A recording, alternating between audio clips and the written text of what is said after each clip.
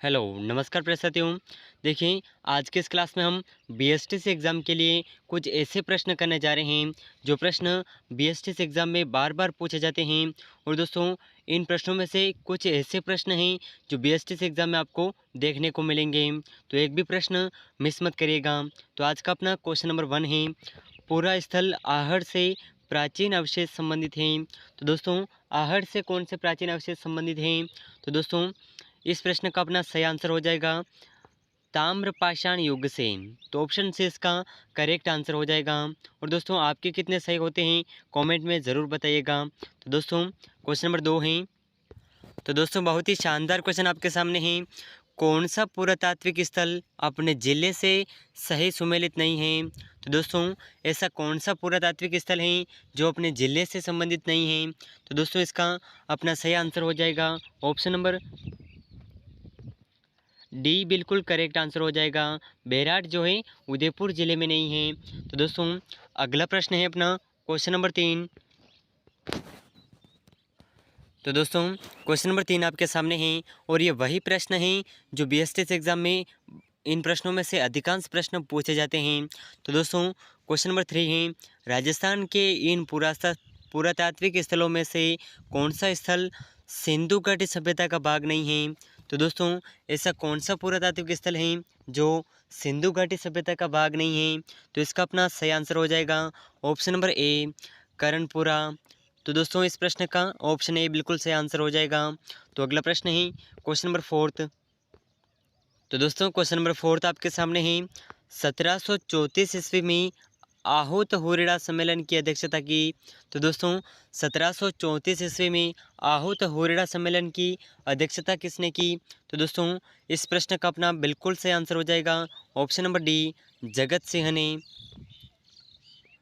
तो अगला प्रश्न आपके सामने है क्वेश्चन नंबर 5, राव जोधा ने किस वर्ष जोधपुर नगर की स्थापना की?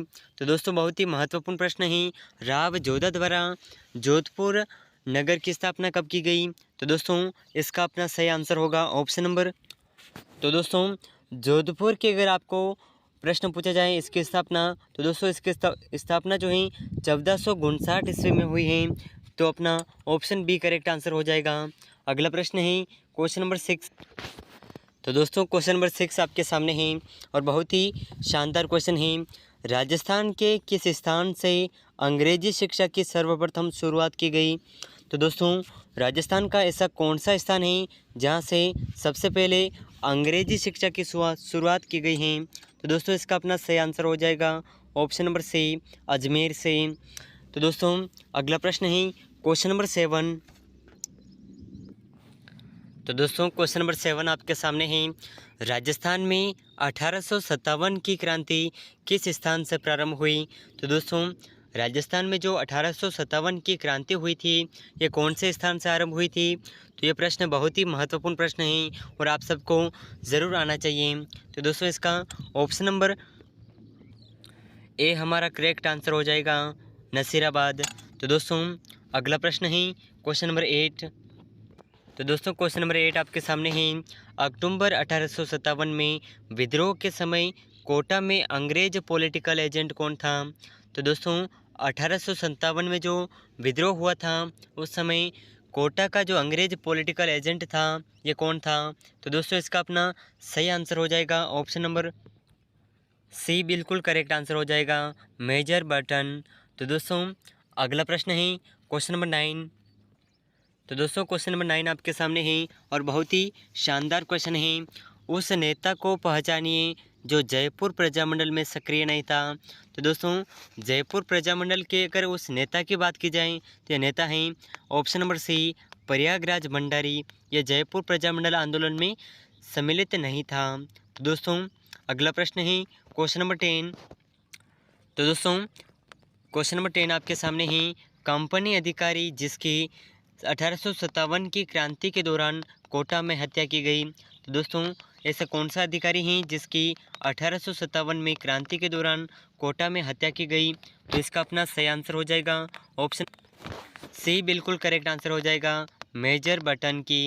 तो दोस्तों, अगला प्रश्न है क्वेश्चन नंबर 11। तो दोस्तों, क्वेश्चन नंबर 11 आपके सामने है, 1857 के स्वतंत्रता संग्राम के समय मारवाड़ में निम्नलिखित में से किस कुलदेवी की मूर्ति प्रेरणा स्रोत थी? तो दोस्तों 1857 का जो संग्राम हुआ उस समय मारवाड़ की कौन सी कुलदेवी की मूर्ति थी जो प्रेरणा स्रोत थी? तो दोस्तों इसका अपना सही आंसर हो जाएगा ऑप्शन नंबर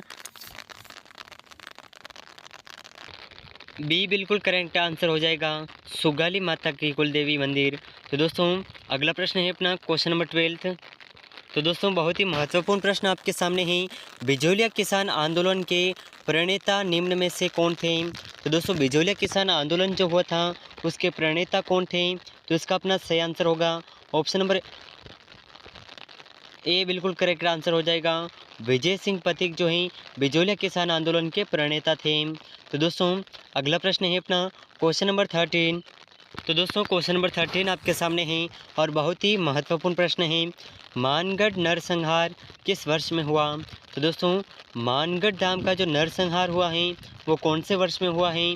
तो इसका ऑप्शन है ए, बिल्कुल करेक्ट आंसर हो जाएगा 1911 ईस्वी में मानगढ़ नरसंहार हुआ था। तो दोस्तों बहुत ही महत्वपूर्ण प्रश्न है और बीएसटीसी एग्ज़ाम के लिए बहुत ही आपको पूछा जा सकता है।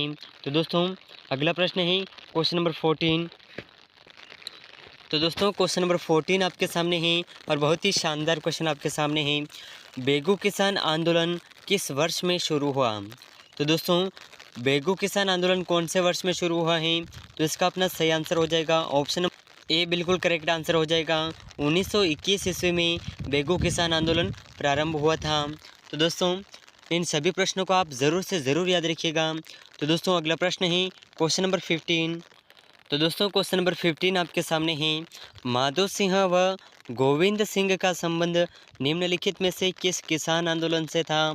तो दोस्तों माधो सिंह और गोविंद सिंह का संबंध कौन से किसान आंदोलन से है?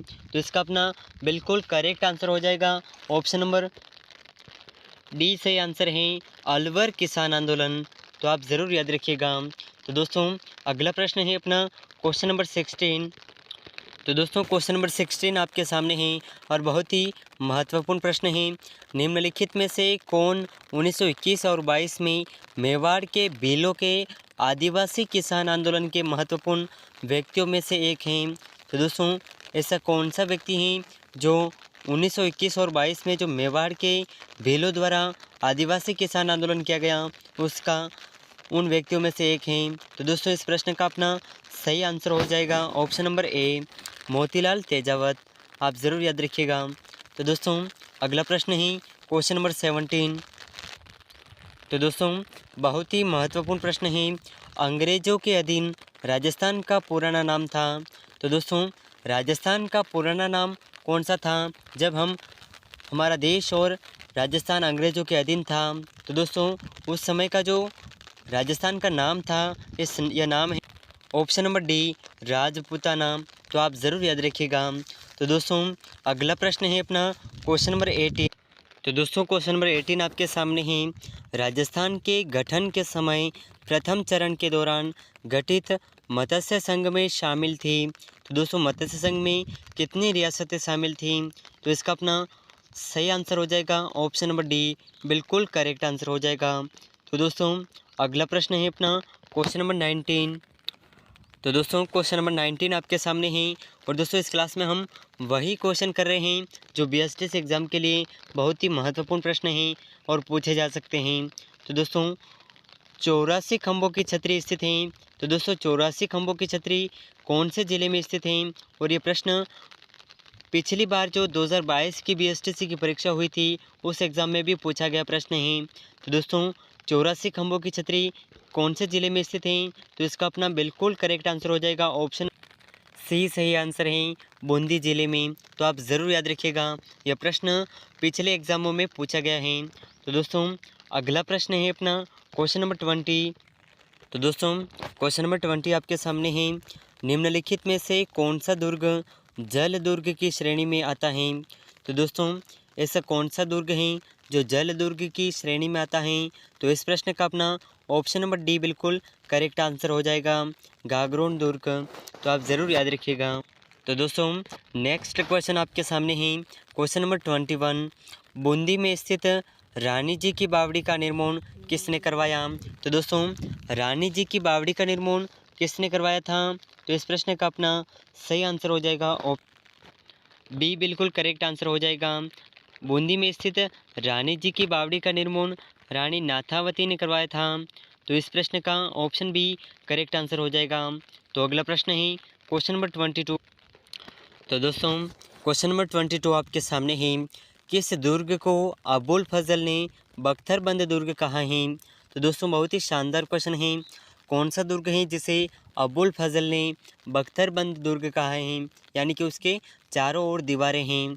तो दोस्तों इस प्रश्न का अपना ऑप्शन डी करेक्ट आंसर हो जाएगा, रणथंभौर दुर्ग। तो दोस्तों अगला प्रश्न है क्वेश्चन नंबर 23। तो दोस्तों बहुत ही शानदार क्वेश्चन आपके सामने है। जयपुर का प्रसिद्ध हवा महल का निर्माण किसके द्वारा किया गया? तो दोस्तों जयपुर का जो हवा महल है उसका निर्माण किसके द्वारा किया गया है? तो इस प्रश्न का ऑप्शन सी हमारा बिल्कुल करेक्ट आंसर हो जाएगा, महाराणा सवाई प्रताप सिंह द्वारा जयपुर का हवा महल का निर्माण करवाया गया है। तो आप ज़रूर याद रखिएगा।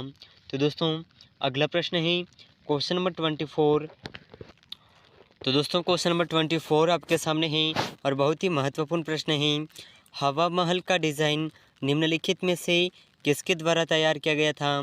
तो दोस्तों हवा महल का जो डिज़ाइन है वो किसके द्वारा तैयार किया गया था? तो इस प्रश्न का ऑप्शन नंबर सी बिल्कुल करेक्ट आंसर हो जाएगा, लालचंद उस्ता द्वारा जयपुर का हवा महल का डिज़ाइन किया गया था। तो दोस्तों क्वेश्चन नंबर 25 आपके सामने है। निम्नलिखित में से किस राजा के राज्य में जूनागढ़ किले का निर्माण कराया गया था? तो दोस्तों ऐसा कौन सा राजा है जिसके राज्य में जूनागढ़ किले का निर्माण करवाया गया? तो इस प्रश्न का ऑप्शन सी बिल्कुल करेक्ट आंसर हो जाएगा, राव भिक्का के राज्य में। तो दोस्तों अगला प्रश्न है अपना क्वेश्चन नंबर 26। तो दोस्तों क्वेश्चन नंबर 26 आपके सामने है और बहुत ही महत्वपूर्ण प्रश्न है। लोक देवता गोगा जी की जन्मस्थली है। तो दोस्तों गोगा जी की जो जन्मस्थली है ये कौन सी है? तो इस प्रश्न का ऑप्शन बी बिल्कुल करेक्ट आंसर हो जाएगा, ददरेवा। तो दोस्तों अगला प्रश्न है क्वेश्चन नंबर 27। तो दोस्तों क्वेश्चन नंबर 27 आपके सामने है। तिलवाड़ा बाड़मेर राजस्थान के निम्नलिखित में से किस लोक देवता से जुड़ा हुआ है? तो दोस्तों बाड़मेर का जो तिलवाड़ा गांव है यह कौन से लोक देवता जी से जुड़ा हुआ गांव है? तो इस प्रश्न का अपना ऑप्शन नंबर बी बिल्कुल करेक्ट आंसर हो जाएगा, मल्लीनाथ जी से। तो दोस्तों अगला प्रश्न है क्वेश्चन नंबर 28। तो दोस्तों क्वेश्चन नंबर 28 आपके सामने ही, निम्न में से कौन सा राजस्थान के लोक देवता नहीं हैं? तो दोस्तों यहाँ पर कुछ ऑप्शन हैं और इन चारों ऑप्शन में से राजस्थान के लोक देवता कौन नहीं हैं? तो इस प्रश्न का ऑप्शन डी बिल्कुल करेक्ट आंसर हो जाएगा, नामदेव जी। ये राजस्थान के लोक देवता नहीं हैं। तो दोस्तों अगला प्रश्न है क्वेश्चन नंबर 29। तो दोस्तों क्वेश्चन नंबर 29 आपके सामने है और बहुत ही महत्वपूर्ण प्रश्न है। लोक देवता तेजाजी महाराज का पवित्र तीर्थ स्थल बांसे दुगारी कहाँ स्थित है? तो दोस्तों लोक देवता तेजाजी का पवित्र तीर्थ स्थल बांसे दुगारी कहाँ पर स्थित है, कौन से ज़िले में स्थित है? तो इस प्रश्न का ऑप्शन डी बिल्कुल करेक्ट आंसर हो जाएगा, बूंदी ज़िले में। तो दोस्तों अगला प्रश्न है क्वेश्चन नंबर 30। तो दोस्तों बहुत ही महत्वपूर्ण प्रश्न आपके सामने है। दादू पंथ की प्रमुख पीठ स्थित है। तो दोस्तों दादू पंथ की प्रमुख पीठ कहाँ पर स्थित है? तो इसका अपना ऑप्शन बी करेक्ट आंसर हो जाएगा, नरेना में दादू पंथ की प्रमुख पीठ स्थित है। तो दोस्तों आज की इस क्लास में हमने बीएसटीसी एग्ज़ाम के लिए 30 महत्वपूर्ण प्रश्न किए हैं और इन प्रश्नों में से कुछ ऐसे प्रश्न हैं जो बीएसटीसी एग्ज़ाम में आपको देखने को मिलेंगे। तो दोस्तों इन सभी प्रश्नों में से आपके कितने प्रश्न सही हुए हैं हमें कमेंट में ज़रूर बताइएगा। और दोस्तों अगर इन प्रश्नों का आप टेस्ट देना चाहते हैं तो डिस्क्रिप्शन में व्हाट्सएप ग्रुप का लिंक दिया हुआ है, तो उस ग्रुप को ज्वाइन कर लीजिएगा। वहाँ पर आपको टेस्ट उपलब्ध करवा दिया जाएगा। तो दोस्तों, अगर आप चैनल पर नए हैं तो चैनल को सब्सक्राइब कर लीजिएगा। वीडियो को अभी तक लाइक नहीं किया है तो वीडियो को एक लाइक ज़रूर कर दीजिएगा। और राजस्थान की ऐसे ही महत्वपूर्ण क्लासेस पाने के लिए हमारे साथ जुड़े रहिएगा। मिलते हैं नेक्स्ट वीडियो में, तब तक के लिए जय हिंद, जय भारत।